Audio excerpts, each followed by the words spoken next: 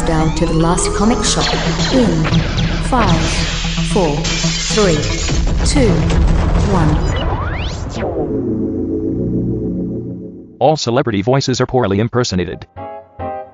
Welcome to the last comic shop, true believers. This is your old pal, the ghost of Stan Lee, speaking to you from the afterlife, which is a lot like a terminal at the old TWA airport in New York. Anyway, today we're going to be talking about death, the death of the Stacys, which is something that I wrote back in Spider-Man. There you go. Take it. Spider-Man. Stan Lee. Carnegie Deli. Get yourself. I love the Spider-Man. Go down there and get Even yourself. though you didn't write it. Mike, you are going to get haunted by Stan Lee. Keep this up. I sure am. I already am. You certainly You're going to are. wake up in the middle of the night and he's going to be, Mikey, true believer, why do you keep talking to me? Yeah. No. Jay Stan Lee is Asian. Stan Lee. It's Don't do that. terrible Don't do that. stereotypes. Jeez, guys, come on. Oh, It's Lord. Stan Yeah, Lee's you're talking about this spelled L-I. guy that made all these great comic books. I will not have you besmirch the name of Stan Lee on my show. I'm the host with the most, Danny Larson. And again, welcome back to the Last Comic Shop. Thanks so much to Mikey Wood, who comes on this show once in a while and does an awesome job of trying to do an impression of Stan. I'm going to get haunted by Jack Kirby, but Stan Lee's going to take credit for it. Oh, yeah. I'm also got folks that I don't have to take credit for their awesomeness. That's Jay Scott and Chad Smith, my wonderful other co-hosts. And Chad, what are we reading? Like, because this is actually something we voted on just a couple months ago, right? Like, Yeah, that just feels like last week. But you tasked us with picking a Marvel book to read to finish out our Marvel quota. And I was lamenting about how, we read Craven's Last Hunt, but we haven't read a ton of Spider-Man. And one of the only other books we had representing was Maximum Carnage. Like, So let's read some good Spider-Man. So that's why I put out, and eventually it made its way through the tournament after through some very tough competition. But that's why we ended up with the Death of the Stacys as our reading this week, which has great material from Stan Lee and John Romita, as well as Gerry Conway, Gil Kane, and John Romita. Everybody that I run into at shows, if they're an older penciler from that remembers or bought issues back in the Bronze Age, they say this is the definitive Spider-Man. This is the definitive Spider-Man for them, which is Gil Kane pencils with John Romita inks. With good reason, yeah. Again, it's really nice looking. It is the classic looking Spider-Man from that Bronze Age. And I got to say, I'm really happy that we're reading it too, Chad, because I did a hell of a lot of extra credit. Even though there was only, 7 issues we were supposed to read this week, I think I read like close to 20 issues of Amazing Spider-Man this week.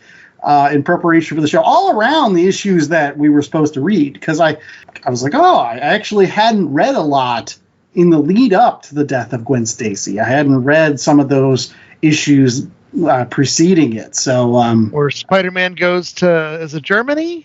Or where no, does he go he goes with to the Hulk Canada. attack? He goes to Canada and he fights the Hulk. Because, the Hulk's up there for, I think he's fighting Wolverine. He could be fighting somebody else, but it probably, it's weird because Incredible Hulk, it went 1 through 6, and then it jumps because they eventually made it the Tales of Astonish, so it got the Tales of Astonish number in it. So it's like it turned over somewhere in the 70s of Tales of Astonish, it became the Hulk book.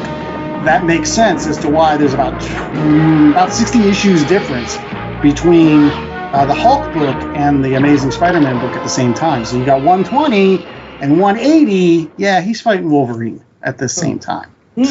So Hulk 181 was released in November 1974.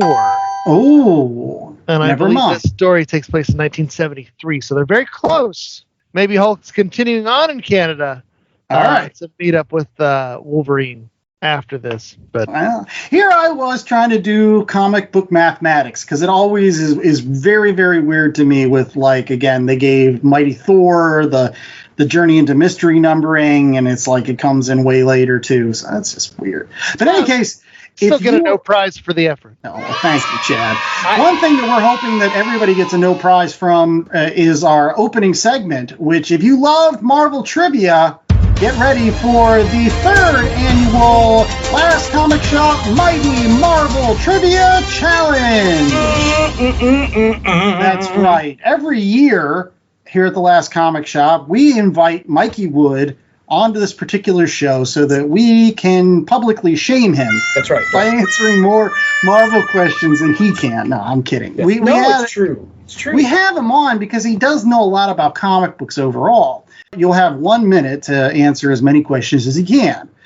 J.A. is going to be our quiz master, and it'll be me and Chad and Mikey Wood all getting a turn. And whoever has answered the most Marvel questions by the end of their minute will end up getting said aforementioned no prize, which will be put in a no envelope. Chad has a no prize, though, right? You have a no prize. No, they didn't send you the no. I do not. Oh, no, I got a letter from Stan thanking me for my art submissions, but it was not a no prize. I do have the comic book. The no prize comic book. Okay, that's where it is. I have the variant cover to Spider-Man 19 that had the no prize envelope on the outside, and the non-stop Spider-Man came with a little cardboard wraparound that mentioned no prizes, but no actual no prize. No, you know what? The Marvel Vaults had the reproduction of the no prize. I do have one. Aha! See, I knew if you started talking long enough, sooner or later, you would remember all of the stuff that you had in that treasure trove of yours. So, J.A., where would you like to start? Since you are the quiz master, you get to throw it out. Who do you want to start the Mighty Marvel Trivia Challenge? Why don't we go with Mr. Marvel himself, you? Ooh, make mine Marvel. All right, I am ready for these questions. So, what does the acronym JARVIS stand for? No idea. Move on. Just a really very intelligent system. What was Wolverine's name when he was a horseman of the apocalypse? Logan? No. Death. Daredevil and Elektra first met at which school? I have no idea either. What's the matter, you? Columbia. The Thing has how many fingers on both hands, including his thumbs? 6. No, 8. The Silver Surfer's surfboard is composed of what? Power Cosmic. Nick Fury has a brother who became a villain. Which villain is it? Baron Strucker. Scorpio. No, Scorpio. I got one. You got one. That was tough. Criminy. Jarvis? Just awful. I thought you would get that. No Spider-Mans, no Fantastic Four question. Well, no, I almost got the Thing one right. Who's going next, J.A.? We'll go Chad, I guess. Okay. Are you ready, Chad? Always. Bullseye killed Elektra with what instrument? Size. Yes. What does SHIELD stand for? Strategic Homeland Espionage Intervention. I'll give you half a point for that. You got half of it right. What does the K in MODOK stand for? Kissing. No, killing. Killing. You said kissing. You said kissing, though. Come on, I was kidding.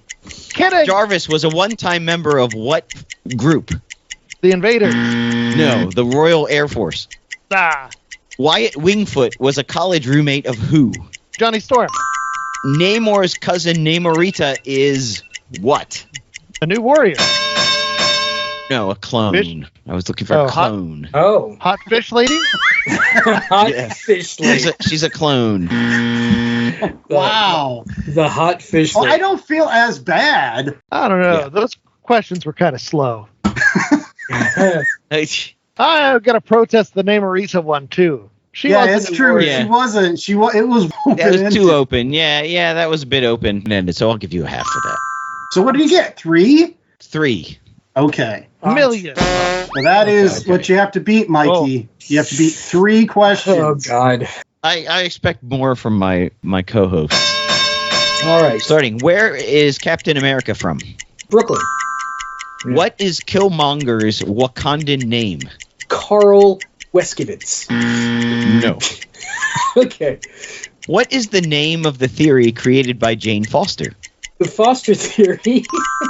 Yes. Oh, okay, yeah. It's Australian for beer. Fosters. Where does the Mandarin live? I think it's the Cave of Souls. No, it is the Valley of the Spirits. Valley of Spirits, okay. In college, who did Mr. Fantastic room with? Victor Von Doom. No, Ben Grimm. Ben Come Grimm. on. Oh, I thought you would get that just- one. Wyatt Wingfoot is a member of what Native American tribe? Apache. No, he was a Kiwazi.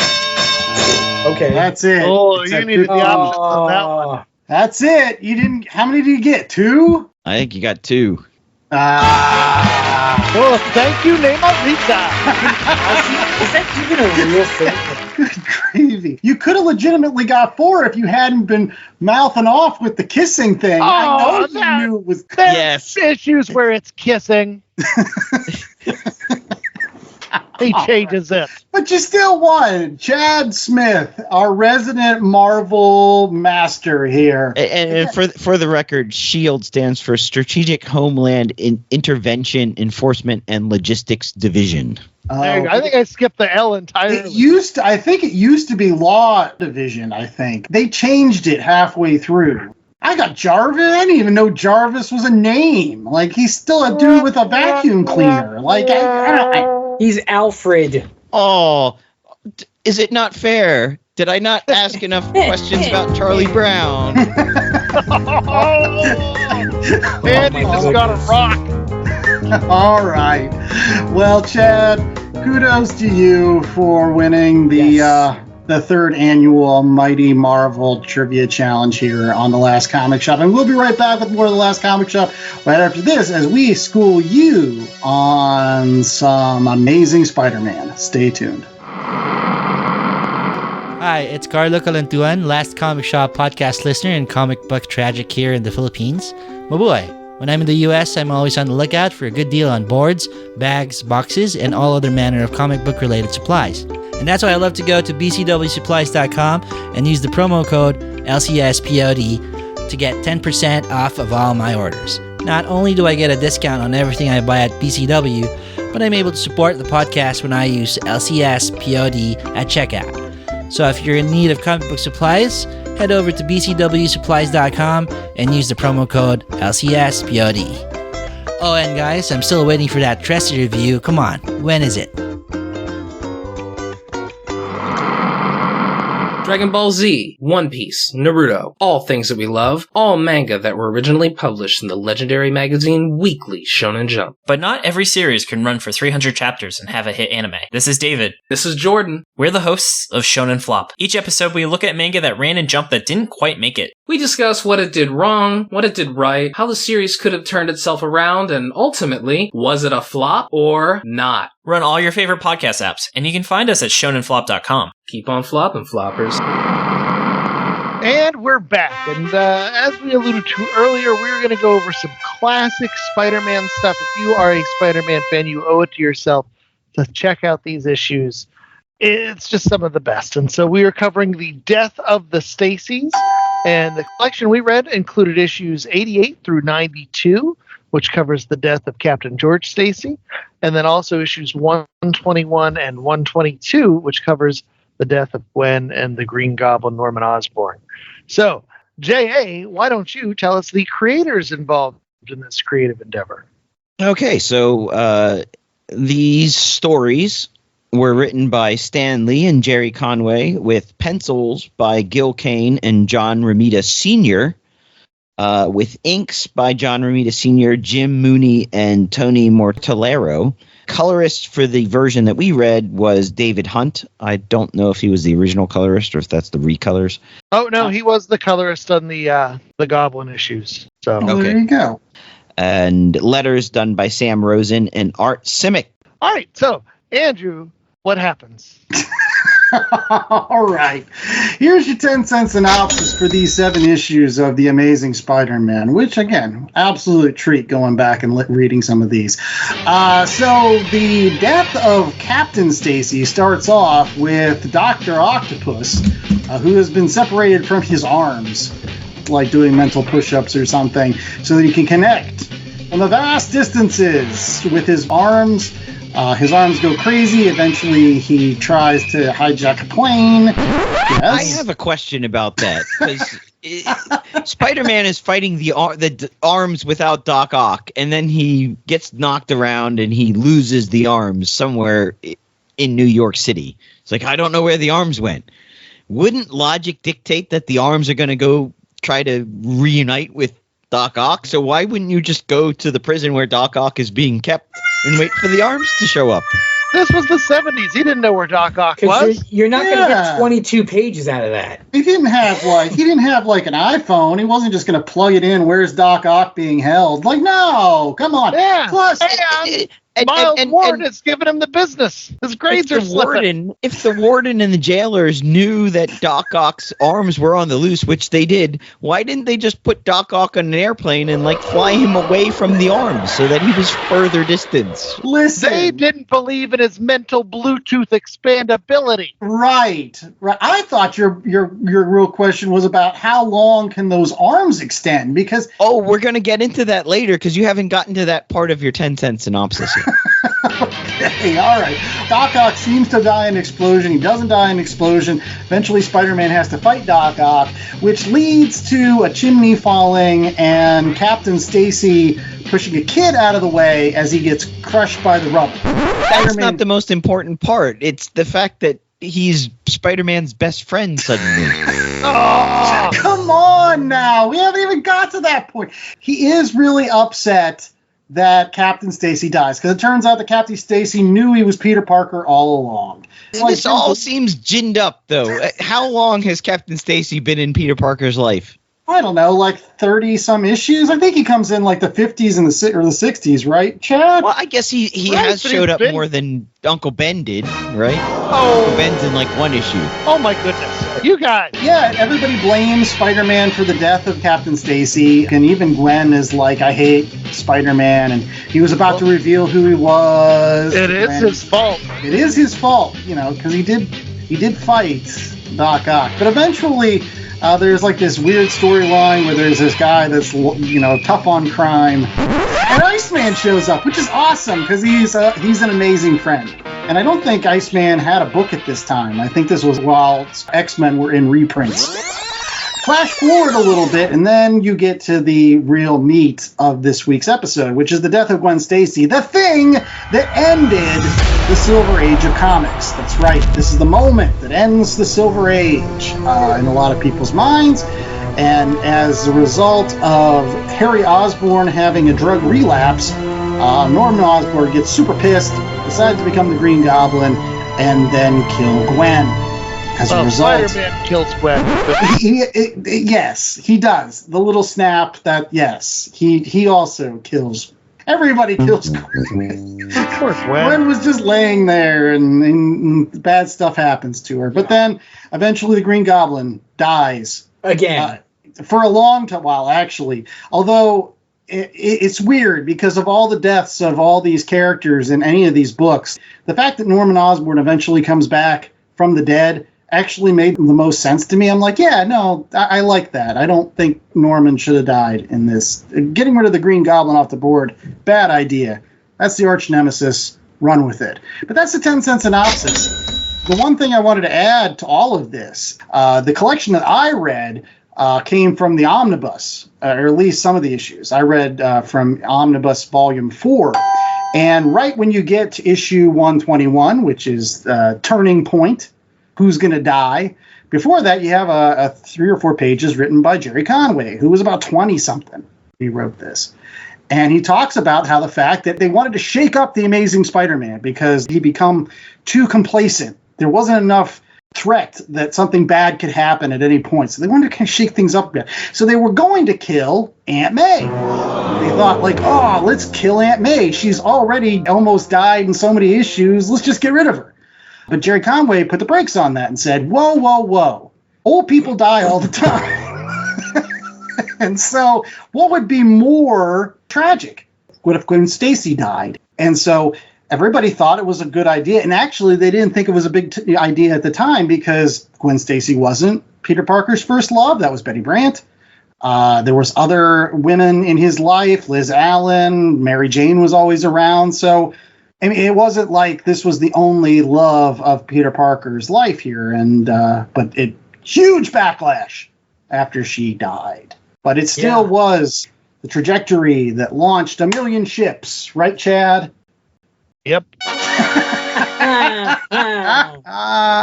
Very cool. Yeah. I have a question. Obviously, at the time, this is a seminal event in not just Spider-Man, but Marvel comics and maybe even comics in general. If you look at it as the end of the Silver Age and comics tackling more serious subjects and getting with it. But today, is the impact of this issue lessened by the fact that they brought back Gwen Stacy? I was going to ask that same question. That's a great question. All right, well, we're going to have Chad take a stab at that first as our expert Spider-Man aficionado. Is it lessened, Chad? Well, here's the thing. Following this, you have the death of Gwen Stacy, you have the death of Norman Osborn, you immediately go into the Harry Osborn saga. And Harry Osborn becomes the Green Goblin.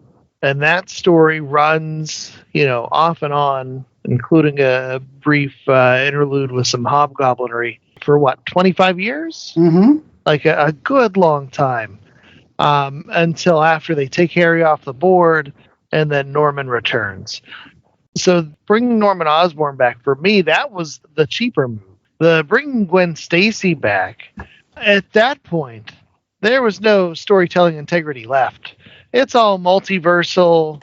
It's kind of weird and creepy. They bring back Spider-Man's ex-dead girlfriend, and he's an adult and she's a teenager. And, it's just weird. Then there was that whole thing with Norman Osborn and Gwen Stacy. Clone or whatever it is. The Sins Remembered, or should have been called the Twins Remembered. All of a sudden there were twins. God. I think it cheapens it. I'm going to disagree. I don't think that bringing back Gwen cheapens the original death, just simply because, after reading the words of Gerry Conway and how the thought process of killing Gwen Stacy off and reminding us all that Spider-Man is not a hero that is motivated by a lot of things that other superheroes are. He's not motivated by a sense of justice. He's not motivated by revenge. He's not motivated by some, altruism or something like that. He's motivated by guilt. Genuinely, from the beginning, the great power, the great responsibility. Not that he couldn't save Uncle Ben, but the fact that he let the robber go by, and as a result of his actions, people paid the price.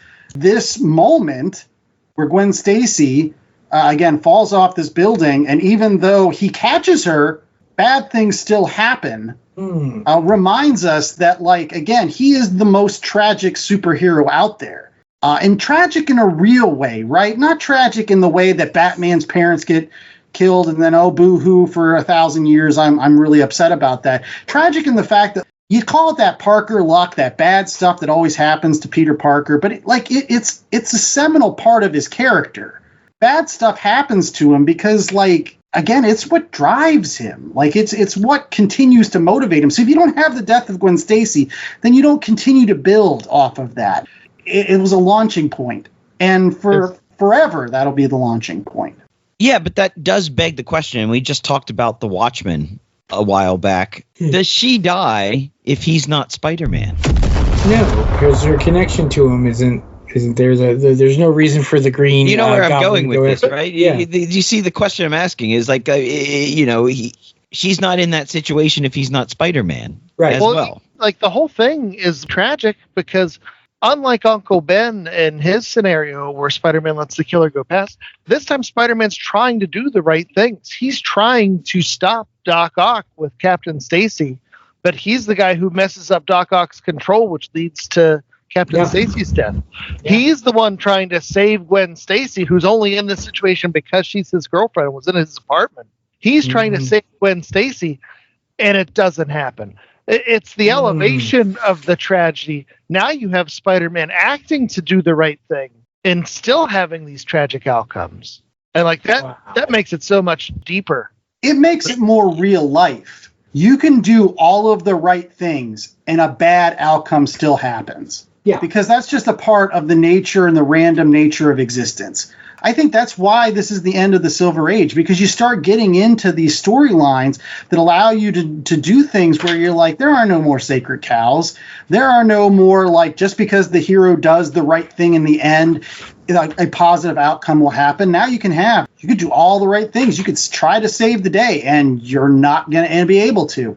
And I think that's super powerful from a superhero story perspective. It's a lot more interesting, at least for me. See, none of you are talking about the hidden villain of these books, Harry Osborn's forehead.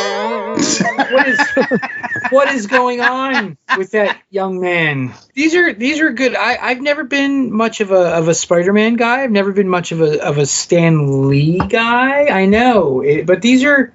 I enjoyed these. It begs the question. You go back to. Is it Spider-Man 50? Spider-Man No More, where he walks away from being Spider-Man? Yeah. Right. Had he stayed away, the Stacys would still be alive, maybe. Yeah, but how many other people would have died? Very true. So that's the question then. Right? Yeah, but would the Green Goblin, for instance, would he be the Green Goblin if it wasn't for Spider-Man? Like, would this is like a Joker Batman thing? Yeah, like is they always talk about how Batman sort of like may actually be the cause of all of his villains. Is the same thing with Spider. Is the same thing with all superheroes. Is Spider-Man the key point of all of this? Would any of these people exist in villainous form? I mean, except for the ones that, but would any of the key ones, the Green Goblin and pissed off Elton John and his mechanical arms. Now, normally I would argue against this, Mikey, but the fact of the matter is Spider-Man being Spider-Man is what reminds the Green Goblin that he is the Green Goblin. Right. Yeah. Yeah, and it is the one thing that pushes him over. Plus the fact that if Peter Parker wasn't Spider-Man, he could have actually been there for Harry. And it reminds you of the other tragedy that happens throughout all of Spider-Man history, which is how really sad Harry Osborn's life was. This was a guy that never got a break. Even though Peter Parker seems to never get a break, Peter gets a lot more breaks than Harry does. Even though Peter loses his dad figure in Uncle Ben, at least he had a good dad figure. Harry never had that. Even though Peter comes from modest means and never really gets a lot of money, Harry has that, but it doesn't really make him happy. Even though Peter doesn't seem to have very much luck with him, and he gets Mary Jane, Harry doesn't get Mary Jane. I take issue with you say that he never had luck with women. Yeah. He had the hottest of the hot babes. Blonde Bombshell in Gwen. He had Mary Jane, who's I guess she's a redhead, supermodel right? wife. And with the drug problem, I'm pretty sure Harry got Mary Jane a couple of times. Pretty sure. But that was actually daring storytelling at the time, using drugs. And it was going on in Green Arrow and Green Lantern over on DC too. So these stories were actually quite timely. Too, if you take away all of the superheroics for a little bit, there was some pretty heavy stuff going on in there too. Well, there's a couple moments in here that rereading it for the first time in a couple years really again hit me hard. After Gwen Stacy dies in issue 122, where Peter Parker becomes so single-minded about finding Norman Osborn and getting his revenge that he goes to Harry, and Harry's just he is out of it. He is in a sorry shape. He has been left to basically his own devices in this drug-addled state. And he climbs out of bed and he's like, Peter, don't leave me. If you leave me, I don't have anybody. Chance for Peter to become a real good friend and probably save himself a lot of heartbreak later on if he just would have taken 5 minutes to turn around and say, sorry, I'm trying to find your dad. Kill him. I gotta go kill your dad, Harry. Now this is Go back to bed. This is going to be a stupid question, but bear with me. This is before Harry ever was the Green Goblin in his own right? Right. Or he hadn't gone that route yet. The only thing leading up to this point is Harry had found Peter's costume. Okay. I think that's what causes his relapse into drugs, is because he found Peter's costume and he couldn't deal with it. Okay. But this is going to lead to eventually Harry becoming the Green Goblin. And rightfully so, because Peter Parker was a better Green Goblin, Harry or Norman? Ooh. Chad? It's tough because Norman has been the Green Goblin for the last 20 years, in addition to all those great stories at the beginning. But man, my Green Goblin is still Harry Osborn. He ran the gamut. He became a hero for a time in the late 80s, early 90s. Yeah. He was just great. So he's my guy. I'm still going to go with Norman, just because if you don't have Norman as the Green Goblin, if you don't have all that pathos of him, even back in the day when he was like running the underground and then Spider-Man ruined his plans, and then he's the first villain to ever find out Spider-Man is Peter Parker and setting that all up. If you don't have all that, then you don't have Harry later on, and it's not as powerful without that shadow of Norman over everything. There is a reason why he's the arch nemesis above and beyond everybody else in the Spider-Man mythology. It's because of that. But I wanted to really quickly pivot back to Chad real quick with a question here. When we were originally going to read this series, J.A. questioned why we would read The Death of Captain Stacy. Defend why the death of Captain Stacy is important in this collection, leading up to the death of Gwen Stacy. It just lays the groundwork for the tragedy that is Spider-Man. And anytime there's those moments, those glimmers of hope or happiness, or, he starts to get ahead a little bit, it's taken away from him by his own choices. And so with Captain Stacy, you have this guy who's, he's a good man. He's the police captain who's not on the take. He's the consummate professional. And then, he dies in a heroic effort and tells Peter Parker that he knows he's Spider-Man and to take care of Gwen. And it's so touching. And Peter fails. And it's just, and that's Spider-Man. It's the, getting knocked down 7 times and getting up 8, but he tries and strives and he fails. And was this the first time, again, this is me as a Spider-Man novice, really, was this the first real loss in the character's life since Ben died? That's a great question. Well, there was Frederick Foswell. Yeah. Who was the crime master. He was a tertiary character, but it made an impact because he did die. And he worked at Bugle. And yeah. Honestly, this is probably of the quote unquote supporting cast. I mean, I'm trying to hard pressed to think of somebody else. Everybody else is still alive. Flash is still alive. Liz is still alive. Betty Brant's still alive. Robbie, J. Jonah, they're all there.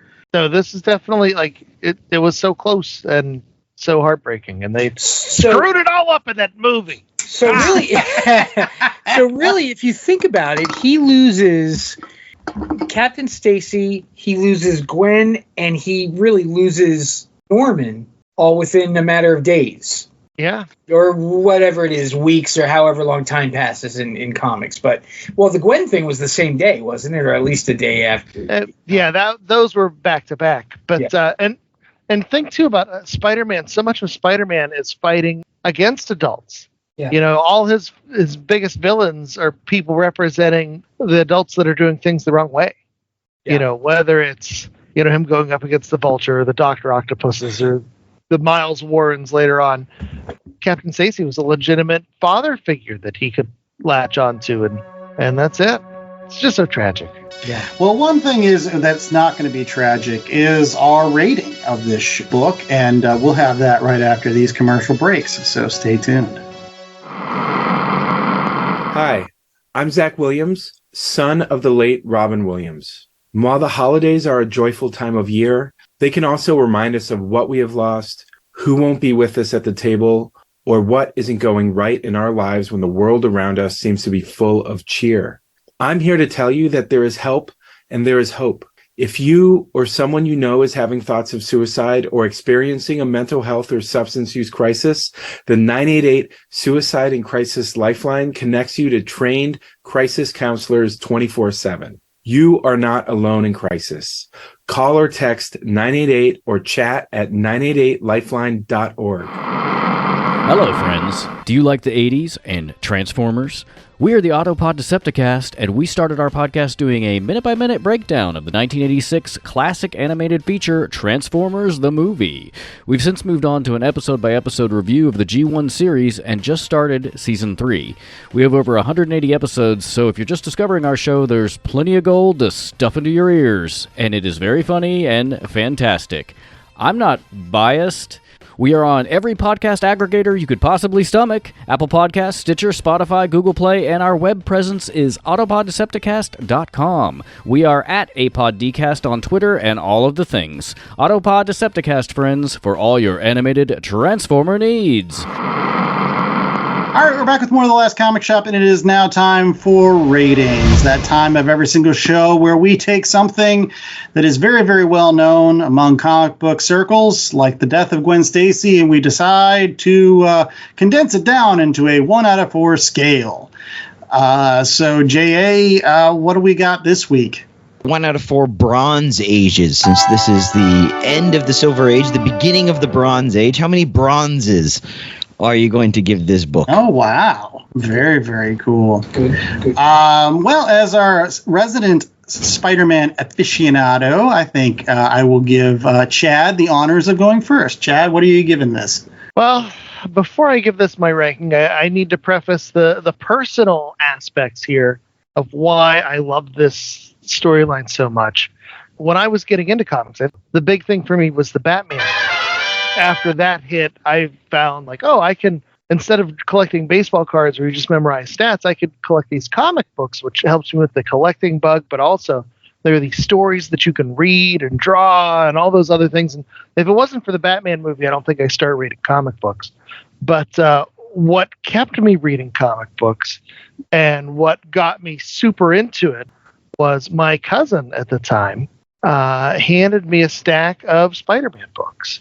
And one of the books in that Spider-Man stack was issue 122. It's one of the first Spider-Man comics I read is after the Green Goblin has killed Spider-Man's girlfriend. And he goes and tracks him down and realizes that if he follows down that path, he's going to be just as bad as Norman Osborn. And so he turns away. And then the Goblin is undone by his own malfeasance. Boy, that hit me. And then also, this was the late 80s. I'm picking up Todd McFarlane comics, and what's he doing? He's doing the covers for this Marvel Tales book. And what's Marvel Tales reprinting but the Death of Captain Stacy? I'm opening that up and getting those stories too. And it's like, boy, as far as defining moments in the life of Spike, you have the Stan Lee, Steve Ditko run, but these are the books that made that lasting impression, that told me who Spider-Man was, that gave me those tragic elements and showed me, how he gets back up and he fights through still, even though he's screwed up, and you made him one of the most human of characters. And so, I learned to love Stan Lee writing. I learned to love Gerry Conway writing, the John Romita art, the Gil Kane art, like everything mixed together. It's just the best of Spider-Man. So for me, it's not just the fact that these are great comics, but they are great comics. The art is beautiful. The stories are emotional. But these are the things that got me into this stuff. And here I am. Oh, geez. Let's do the math. 1989 to 2020. Yeah, a long freaking time later. I'm still reading comic books. And it's because of these issues. So, yeah, it's definitely 4 for me. Okay. Well, I'm going to share that sentiment and give this as a 4 Bronze Ages as well. And I think, honestly, I would give this 4 Bronze Ages just simply for the epilogue at the end of Amazing Spider-Man issue 22. Probably one of my favorite, 9 panels in comic books, where basically Peter Parker comes back all crushed over the death of Gwen Stacy. Mary Jane's waiting for him. Kind of says, "Hey, man, I'm really beat up about Gwen Stacy," and Peter is just, again, a colossal dick, just a terrible. He was person. such a dick back then. He was such a terrible person, and he tells her, like, go back to your partying or whatever. And honestly, Mary Jane had every reason to just walk out and never come back, but nope. She just closes that door, and that's the moment that they're together. That's the moment. It's Mary Jane and Peter Parker, which is my OTP when it comes to Amazing Spider-Man, if I haven't said it before. So yeah, if not the death for Gwen Stacy, then Mary Jane would not have come into the picture and again provided me what will be my recommendation this week, which was Amazing Spider-Man The Wedding, which is a great collection of some issues that you should pick up. But yeah, it's great. I read like 20-something other issues in the teens leading up to the 20s because I just wanted to sink my teeth into what I arguably feel is some of the best years of Amazing Spider-Man ever. And so it will always be a 4 for me. J.A., you are not a Spider-Man aficionado. What do you rate this?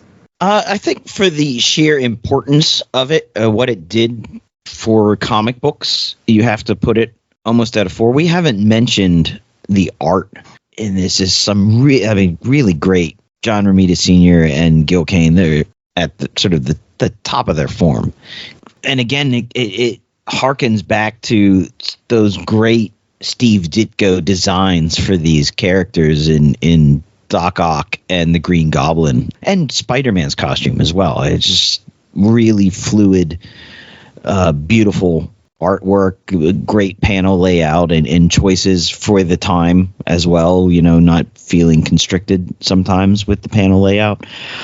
The writing, it's bombastic. It's a bit Stan Lee at times. I mean, Spider-Man swings around the city talking to himself half the time.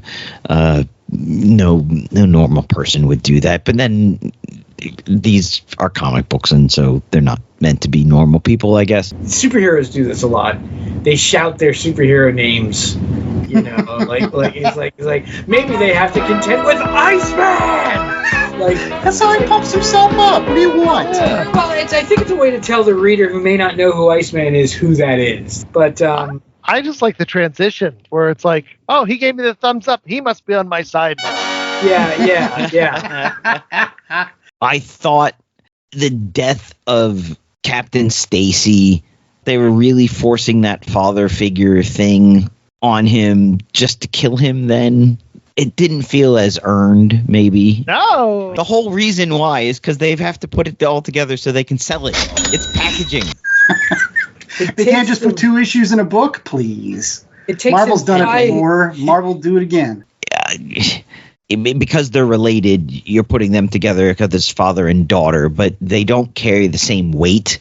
And if anything, the Gwen Stacy elements of it, which is the most powerful bit, is only 2 issues. Well, you've got 5-6 issues of Captain Stacy, and I just the way the story came together, and there's a lot of fighting against Doc Ock. Maybe a better collection would just delve into sort of the impact of the death of Gwen on him, and you can put some, further issues on it. I don't know. You guys tell me you're the Spider-Man experts, but for this collection that we read, I would say it's a 3.75 just because I felt like not enough impact on the death of Gwen and a lot of time spent with Captain Stacy's death, who's suddenly his best friend, which I thought that was Harry or somebody else. Yeah, I don't know. I'll argue that this is the end of their stories. You don't get the issues leading up to where Captain Stacy is, a prominent member in the community. He's very old. He is very old. Everybody knows that. The age difference. He must have been like 50 when he gave birth to Gwen. When he fathered Gwen. Yes, thank you. Yes, Sired? when he fathered. Yes, sired. Like, I think he's one of those like guys like Hal Holbrook who just looked old all the time. Like he looks like Hal Holbrook, like he does. All right. Well, Mikey, what are you giving this rating? You know, I'm not a Spider-Man guy. And I'm not a Stan Lee guy. And I know this makes you guys upset. You probably don't care either way. But I don't like Stan Lee's writing. I never thought Spider-Man it just never grabbed me. I like him as a visual, and I think his villains are fun and goofy. He worked really, I love the Spider-Man and His Amazing Friends cartoons. I watched it all the time. I love the live-action Spider-Man show from the 70s. Just never got into the comics. But when I think of Spider-Man comics, these are the Spider-Man comics I think of. This is what he looks like in my brain. This is what Peter looks like in my brain with the fucking sweater vests. This is, but this is the pure essence of Spider-Man to me, because I was never really one for Ditko's artwork. I've grown into it as time went on, and the sort of cheeseball thing that they talk a lot about, how Stan Lee's comics were hip and modern and things like that. Nowadays they feel really cheeseball, like really, really silly. These don't feel that way to me. There's comic book silliness and stuff in there, plenty. But there's some pretty dense and heavy things going on there, and pretty big character moments, and like you said, defining character moments. So I found myself really enjoying these. And does that mean I'm going to keep reading Spider-Man until I'm going to become a Spider-Man guy? I doubt it. Like, I'm the guy that really likes Spider-Man Reign. Like, I really like that. Nobody else does. But, it's a 3.5 or something for me, or 3.75, I think, for me too. It's like how if somebody said Superman to me, in my brain, I see Jose Luis Garcia Lopez's drawing of Superman that they used for everything. If somebody says Spider-Man to me, it's this Gil Kane. It's just like the coloring books that I had when I was a kid. This is what I see it. The Mego Spider-Man doll that I had was this in my head. So as a non-fan, like this is good. This is good stuff. I quite enjoy it. Yeah. Well, I'm glad. Yeah. And one other thing that we're hoping that people are glad about is our recommendations. That's right. This is the time of every single show where you can pick up some other comic books in addition to the Death of the Stacys, or any of the other myriad of ways that you can get these particular issues. Marvel Masterworks, Epic Collections. Again, I mentioned the omnibuses. Omnibus number 4 is a particular favorite of mine. Going into omnibus number 5 of The Amazing Spider-Man, those are the good years.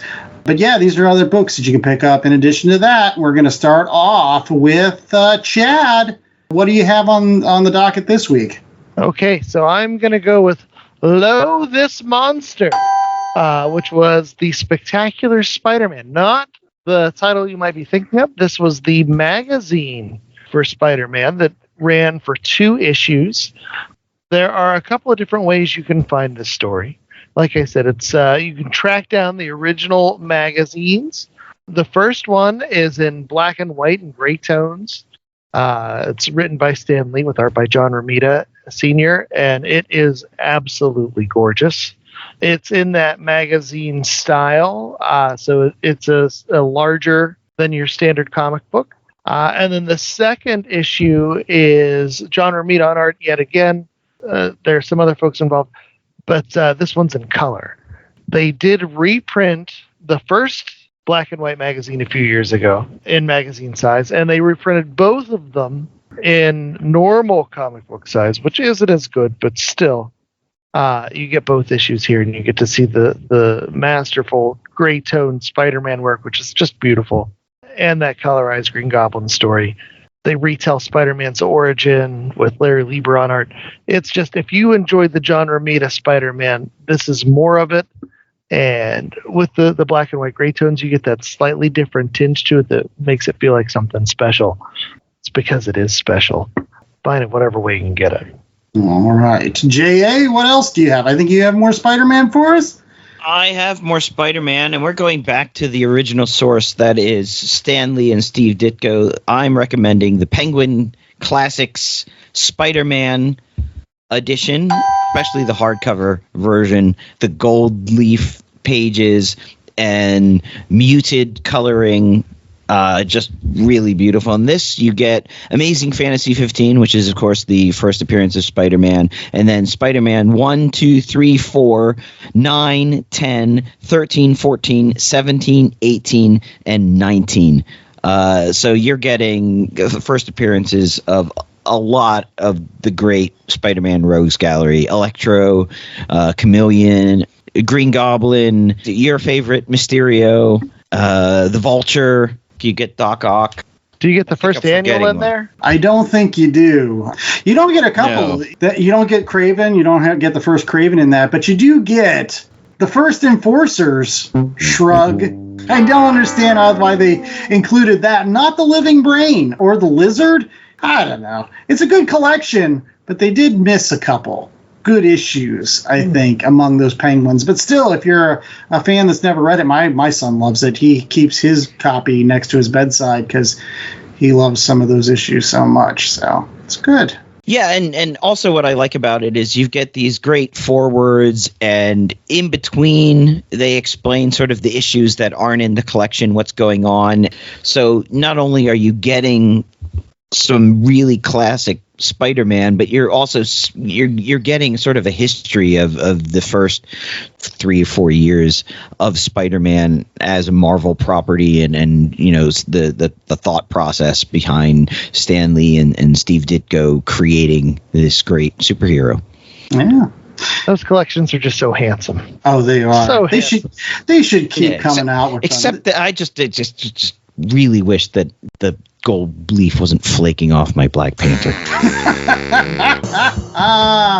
Well, one thing that definitely made an impression on me, I don't know about flaking off, but definitely made an impression, was the fact Peter Parker was married to Mary Jane Watson. When I was growing up in the Amazing Spider-Man universe, that's what was happening. They were happily married.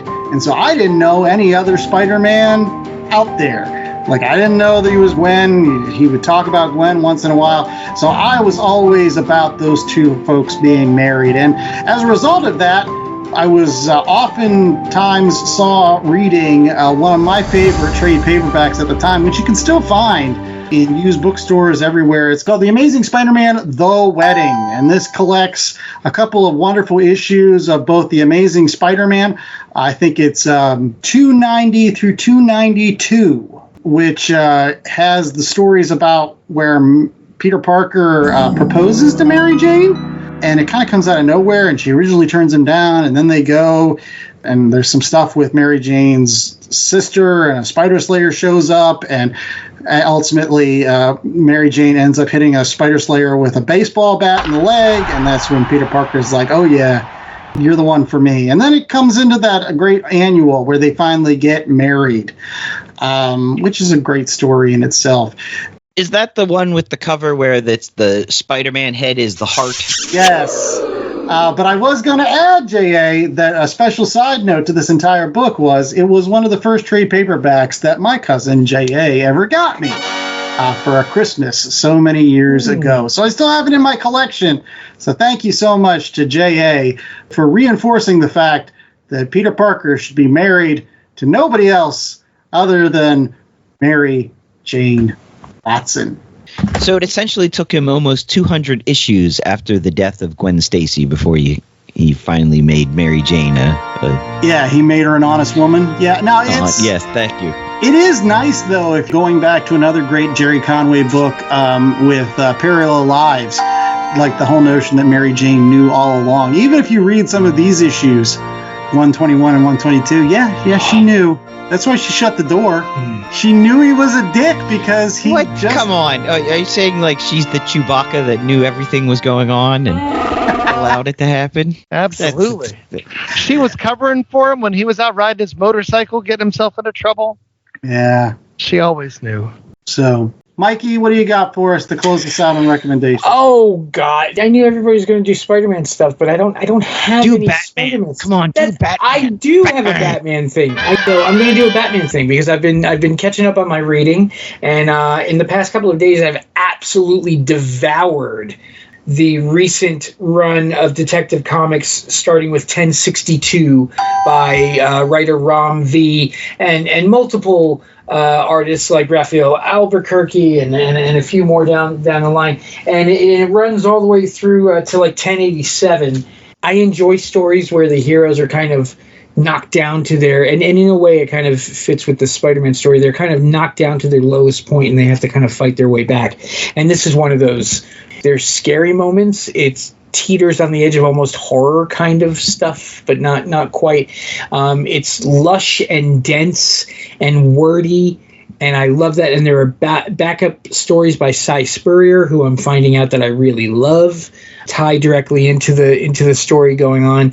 And I'm sure it's collected in trades, but I'm reading the floppies. But I highly recommend it. Ram V is just an incredible writer, just amazing. His run of Swamp Thing was amazing. This is amazing. His stories of Justice League Unlimited were amazing. Like, he's just so good, and so I can't recommend it more. So all right. Well, that's all the time for recommendations we had this week. Make sure that you're coming back to the Last Comic Shop every single week for more recommendations, as well as awesome other Read Pile classics in upcoming episodes. Yes, and you can do that by rate, reviewing, and subscribing over at www.lastcomicshoppodcast.com. It's a terrific place where you can get all of these episodes, as well as checking us out on YouTube, because they all exist there as well, plus bonus videos and comic book flip-throughs and all kinds of great stuff. So make sure that you're checking all that out, all the links out on the website. Hey, and make sure that you're tuning in just 2 short weeks. That's right, 2 short weeks. It is time for DC Ember. That's right, our month-long extravaganza where we try to fill up our DC quota, which is, again, still behind for this year. But we built it into the schedule. That's how we work. So we'll have 5 weeks in a row of awesome DC material for all those folks that like that other house of ideas. Mm-hmm. Mikey sure does. I sure do. All right. And while we might be the Last Comic Shop podcast, we don't want to be the last comic shop. So we encourage you guys to get out there and support your local comic shops. There's still that comic shop locator, www.comicshoplocator.com, where you can find a place that could sell you things like The Death of the Stacys, Spider-Man, Lo This Monster, or Spider-Man the Penguin Classic Spider-Man Edition, or Spider-Man the Wedding, or Spider-Man Not Really, Detective Comics 1062 to 1087 by Ram V. All that and more potentially waits for you at your local comic shop, so make sure you get out there and give them your support. And then come back to our website where you can find blah, blah, what, J.A.? You've got a link to our merch store. Every week we sell t-shirts, tote bags, coffee mugs, and hats. But you can't get anything with Spider-Man on it because that's copyright. And, the Mouse House is very litigious. But you can get some beautiful artwork by Mr. Mikey Wood that has all of us and me as a robot in the background. That's Maybe right. we could get a design just with spiders, man. Yeah, man. Spiders, man.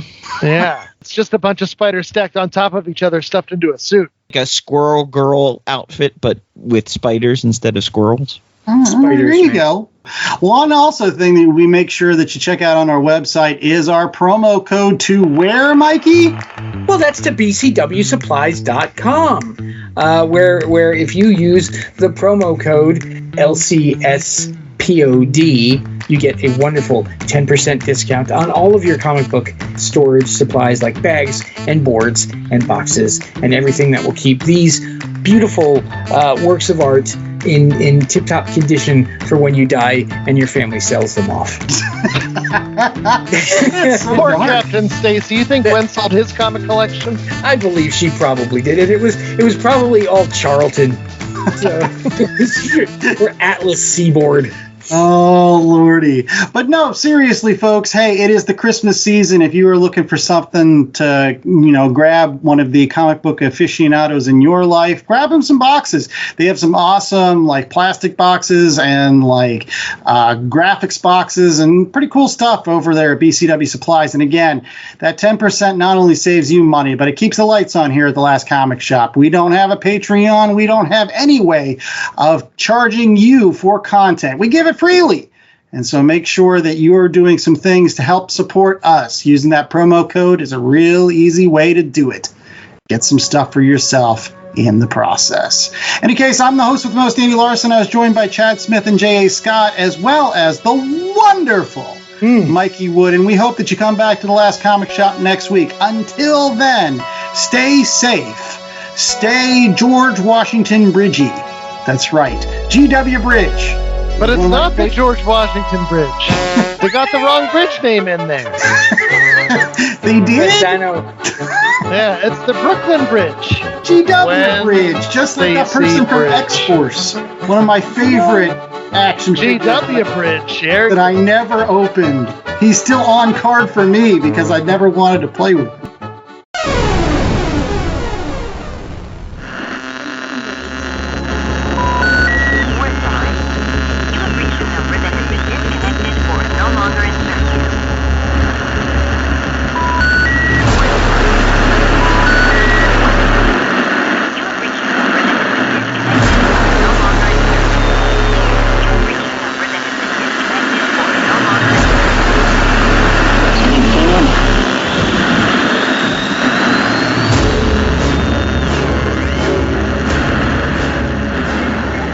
The Last Comic Shop podcast was a 2024 Black Angus production.